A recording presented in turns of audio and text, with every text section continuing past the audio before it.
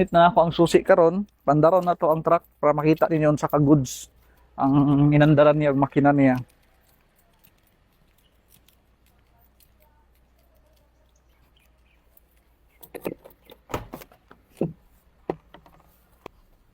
Sige, good.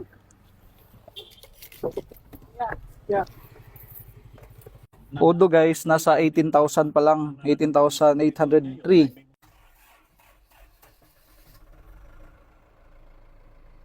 Check ninyo guys. Naga-function pa tanan. Agad.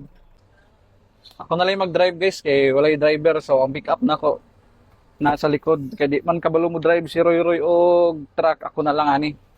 Let's go. Sige mo takag ka ng brake diretso pag mag-drive mo kay naapoy mga sakyanan sa likod.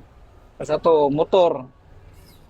Nabangga siya sa likod, tumba siya diretso. So hassle kay siya kay traffic na pud siya guys. So katungod na disgrasya dito.